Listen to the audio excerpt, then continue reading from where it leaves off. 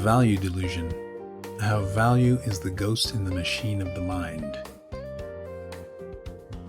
Having recently retired, I'm preparing for a financial reality in which money leaves the bank account and isn't replenished, which is a bit unnerving. So I started to ruminate a bit more on how I'll budget for my life, and further what indeed is valuable to me and why, so that I can make better decisions about where to place my bets. But in thinking on this, it occurred to me that value is a slippery and elusive thing. The same thing can be valued differently by different people. One might then say that it's valuable if it's useful to someone, but then you have to define why something is useful. Because it gives you something you want isn't good enough, because the things we want are sometimes bad for us. Also, sometimes utility isn't the goal. Things with sentimental value may not have any use, but they give us a good feeling. Perhaps then you shift to valuable things make me feel good. But the hours spent practicing the guitar don't necessarily make me feel good in the moment.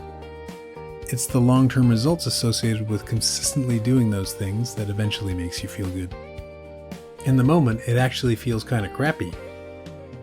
One might say that food and shelter are valuable because they help us to stay alive, but that presupposes that life is inherently valuable. This seems obvious until you contemplate it more deeply. We take the lives of other living things to preserve our own. Some take their own lives to escape the pain of living. Throughout history, peoples have enslaved other peoples, ruining their lives in the name of productivity and wealth. The horrors of war and ethnic cleansing cast shadows on the idea of the sanctity of human life. And capital punishment is an outcome of the thinking that some no longer have a right to life based on their actions, which might themselves have included taking someone else's life. At best, it seems we can only say that my life is more valuable than yours right now, which of course can't be true for everyone at the same time. Weak sauce. Sometimes I even have difficulty figuring out why life is valuable to me. There's something about not wanting to miss out on an experience, perhaps. It definitely feels like I want to be alive, but I don't really know why. It might just come down to my genes trying to replicate themselves using the host cell's machinery, like a virus. I bet viruses don't even enjoy all the havoc that they cause. So what tools do we have to help untangle the reasons why things are valuable? Down the rabbit hole. The 5 Whys is a problem-solving technique developed by Toyota founder Sakichi Toyoda, which involves asking why 5 times in succession to drill down to the root cause of some problem or phenomenon. By the end of that exercise, Toyota posited, you would have reached the fundamental cause. For example, problem, the car won't start. Why? The battery's dead. Why? The alternator isn't working. Why? The alternator belt is broken. Why? It exceeded its service life and wasn't replaced. Why? There's no preventative maintenance schedule. The technique reveals how surface-level explanations often mask deeper, more fundamental issues. It should be pretty clear, though, that 5 is an arbitrary number. You can just keep going forever. Why was there no preventative maintenance schedule? Because we didn't have enough data to know when the belt would likely fail. Why didn't we have that? Etc. Louis C.K. hilariously quipped about the futility of trying to satisfy the incessant whys of his infinitely curious kids, something all parents are familiar with. You can't answer a kid's question. They don't accept any answer. A kid never goes, oh, thanks, I get it. They fucking never say that. They just keep coming, more questions. Why? Till you don't even know who the fuck you are anymore at the end of the conversation. It's an insane deconstruction. It's amazing. This is my daughter the other day. She's like, Papa, why can't we go outside? Well, because it's raining. Why? Well, water's coming out of the sky. Why? Because it was in a cloud. Why? Well, clouds form when there's vapor.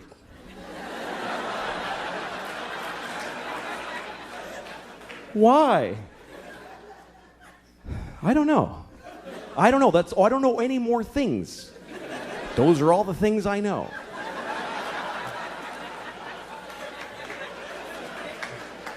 Why?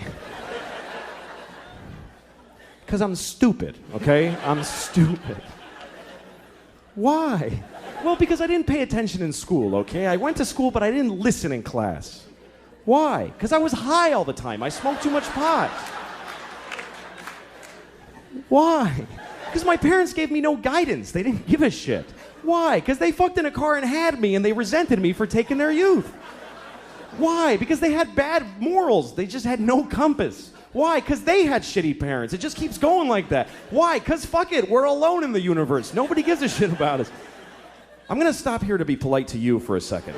But this goes on for hours and hours, and it gets so weird and abstract at the end. It's like, why? Well, because some things are and some things are not. Why? Well, because things that are not can't be. Why? Because then nothing wouldn't be. You can't have fucking nothing isn't. Everything is. Why? Because if nothing wasn't, there'd be fucking all kinds of shit that we don't like, giant ants with top hats dancing around. There's no room for all that shit. Why? I'll fuck you, eat your french fries, you little shit, god damn it. Besides being generally frustrating, the infinite whys problem exposes how our reasoning often rests on surprisingly shaky foundations. The more you contemplate the question, why is thing X valuable, and iterate on successive whys, the more abstract and ethereal your reasons become, until your rock-solid beliefs have disappeared altogether, leaving you holding the empty bag in which you could have sworn you were carrying them. Existential inquiries lead some to find God at the end of their list of whys, satisfied that the mysterious inner workings of the mind of the big man himself are not for us to understand, but instead to trust. Faith in God is the feature that allows the faithful to put that kid to sleep at night. But that doesn't really help the rest of us. If the infinite whys leave us on shaky ground, perhaps we can discover the roots of value by analogy with other valuable things. Solid gold. Gold is the OG store of value. It's relatively durable, doesn't tarnish or evaporate at room temperature, somewhat fungible, and generally accepted as payment, which are three important aspects of a value store. But I'll bet you can't even remember where the notion that gold is valuable was parked in your psyche. We all seem to believe it, or at least accept it as a useful baseline proposition. But parked it was. Our language and culture are so saturated with references to gold as a standard of excellence, purity, and value that we often use them without realizing we are implicitly reinforcing gold's status as the king of metals. The gold standard and gold medals represent the pinnacle of excellence. The golden rule and heart of gold are metaphors for unimpeachable character. The Midas touch and the pot of gold at the end of the rainbow provide mythological support. As good as gold and worth its weight in gold are idioms of worth and scarcity. And filmmakers and revelers all know that the golden hour is when the light is soft, warm, and rich. Gold first became valuable in ancient Egypt around 2600 BCE, where it was used for jewelry, ceremonial objects, and in the creation of divine symbols. One might understand that the non-corrosive, shiny properties of gold might have helped to cement its utility in these use cases, but in the modern age there are many such materials, making gold much less unique in this regard. Despite this, gold's perceived value has persisted throughout the years. Cultural conditioning is at the base of gold's value pyramid. Because of this, gold neither requires a governmental stamp of approval nor even the existence of government to be seen as valuable. Interestingly though, when the price of gold goes up beyond the price of extraction, mining companies, today's gold rush prospectors, simply unearth more of it, regulating both its supply and its price. This casts doubt on whether it really is as rare as we think it is in practical terms. But sure, it does take a lot of energy to get it out of the ground. We agree with the Egyptians that gold has value because it's pretty when worn as jewelry. And it does have properties in industrial processes that allow us to create things like high-end headphones. But the vast majority of the mined gold in the world is sitting in highly secured vaults, with fractional ownership assigned on some ledger. At its core, gold is mostly just a shiny metal that we dig up, purify, form into bars, and store in vaults so that we can point to it, proclaim that we have it, and somehow be assured that at a later date others will accept it as payment for stuff, who then in turn store it in another vault. Most of the time when we use gold to pay for things, we don't even bother moving it, since it's hard to move around and divide. To help with this, the Bretton Woods system was established after World War II, which had nations around the world agreeing that their individual currencies could at any time be converted to US dollars, and that dollars could be converted to gold at a known price, USD $35 per ounce, allowing everyone to use the dollar as a global trading standard, backed by gold. As weird and recursive as all this sounds, as a global family we had largely adopted gold as the primary economic battery that both fueled the engine of productivity and stored its output for later use. The empty promise of paper. In the ultimate global economic rug pull, Nixon famously severed dollar-to-gold convertibility in 1971, making the US dollar a pure fiat currency, backed only by the full faith and credit of the United States. There's that word faith again. Meaning the dollar's value depends entirely on trust in the US government's ability to honor its monetary obligations.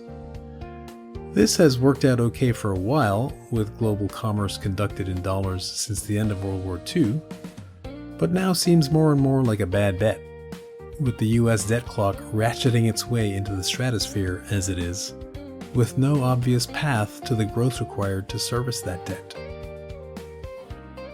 This is much worse than gold. Whereas gold is at least real and relatively rare, fiat money is neither. It can simply be printed, physically or digitally, by a central bank whenever they feel it is expedient to do so, which is at least partially a political decision, as opposed to one that necessarily creates any real value for society at large. This leads to overspending, that is, bad investments, currency devaluation, and inflation, much to the chagrin of fiat holders, which is everyone. It can also lead to dangerous outcomes. A giant sum of money is spent worldwide on ill-fated military excursions that not only don't create any new value, but indeed violently destroy it.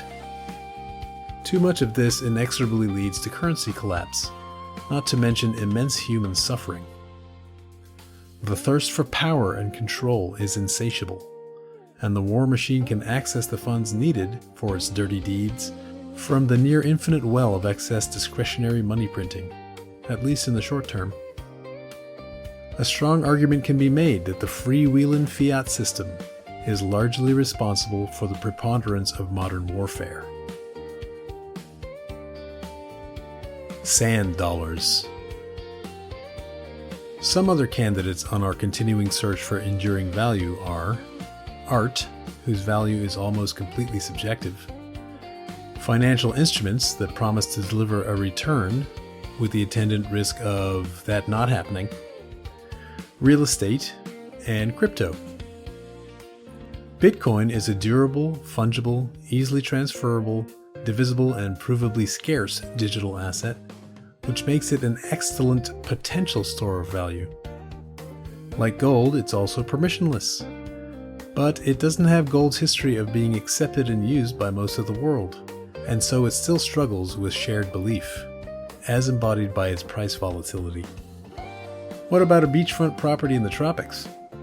We all want that sun-soaked, grass-skirted pina colada experience. Surely that must be inherently valuable. Well, yes, but did you know that there was a time in the Cayman Islands where you could easily buy beachfront property because no one thought it valuable?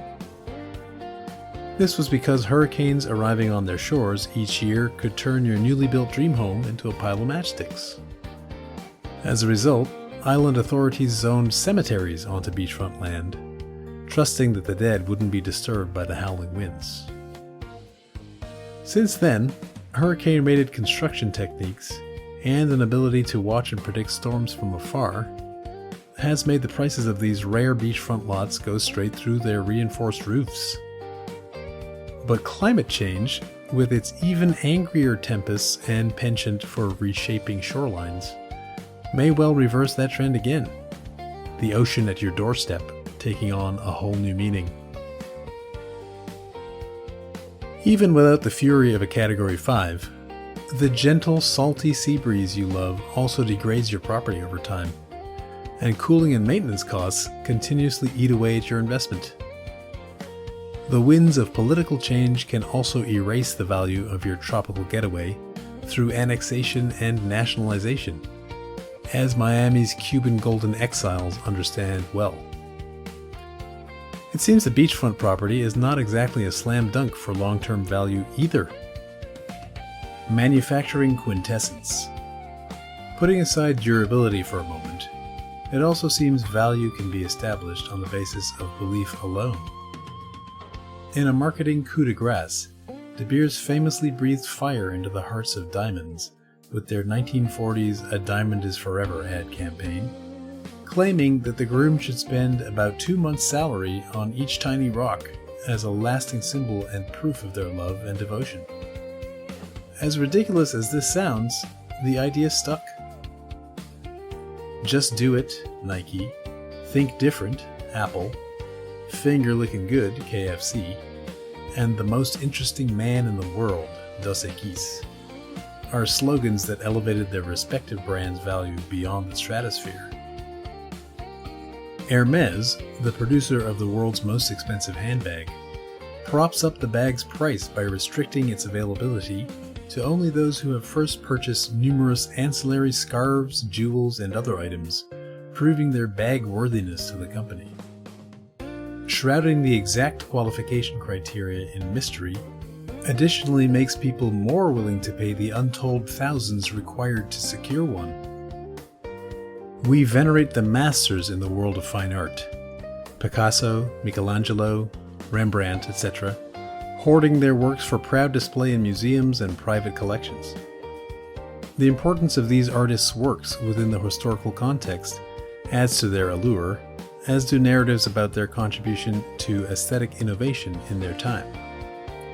But I'd hazard that the current value of these pieces has more to do with the artist's fame, what they were last sold for, and the personal excitement of owning an original masterwork, than it does to do with the aesthetic value the buyer receives from gazing upon the canvas. Here, we look to experts in the tribe, auctioneers, historians, and other buyers, to ascribe value, which we then dutifully accept and adopt. The human factor. So what have we learned in this jaunt down the path to understanding value? Well, it seems that the whole affair is pretty iffy at best. If value can be manufactured with good marketing and destroyed by prevailing circumstances, political forces, changes in psychology, or gusty winds, where do we hang our hat? Maybe we need to abandon objectivity and embrace the notion that value is purely and distinctively subjective, mysteriously emerging from the shifting cultural and tribal constructs dancing in our lizard brains. We evolved at a time when the resources we needed to survive were scarce, so perhaps it makes sense that we are highly attuned to value things we perceive as scarce, even if they don't directly help us to survive. We can't eat a bar of gold for breakfast, shelter ourselves in a handbag, or use Bitcoin to entertain ourselves on a desert island.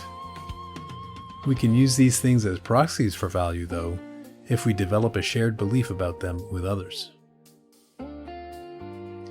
The very fact that humans can rationalize value into existence, and that we can change our thinking or be led to think differently about what is valuable, is probably also a part of the answer to another disturbing modern value quandary. Will human beings be valuable at all in a robot-dominated labor force? Note that our internal urge to view ourselves as good and valuable regularly has us twisting and contorting in unpredictable ways to ensure that this proposition remains true in our minds, even with demonstrable evidence to the contrary. To wit, we continue to unleash a maelstrom of horrors upon the natural environment, even though we all know that it's essential for our very survival. Then we pat ourselves on the back because we replaced that incandescent bulb with an LED one last year, remember?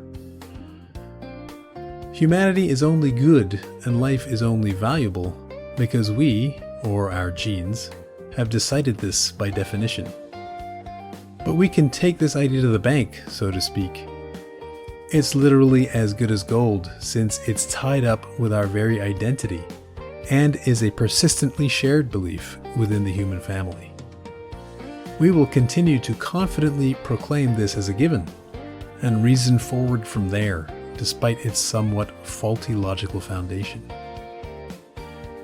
In particular, the subject of my next not yet written article, It All Comes Down to Taste, rests squarely on this foundation. In it, I'll examine how taste will be the kingmaker in the modern workplace. Check back in a little bit for that one, or subscribe for free on Substack to get notified when it drops. Footnotes 1. For the software geeks among us, there is an analog of the 5 whys in the Smalltalk programming language.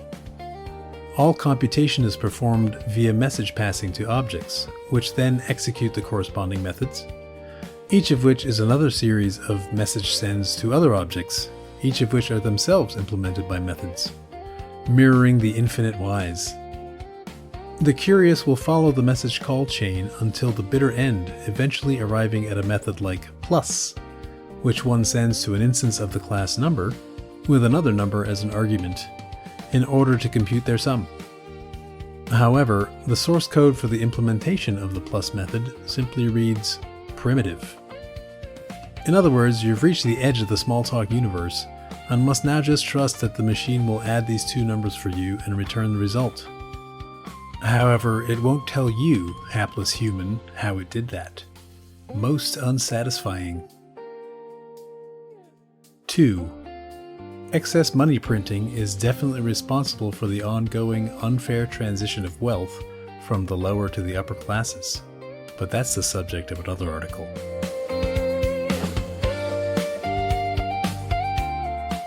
This has been episode 9 of the Somersault podcast, The Value Delusion. How value is the ghost in the machine of the mind. Thanks for listening and as always for supporting our work on the channel.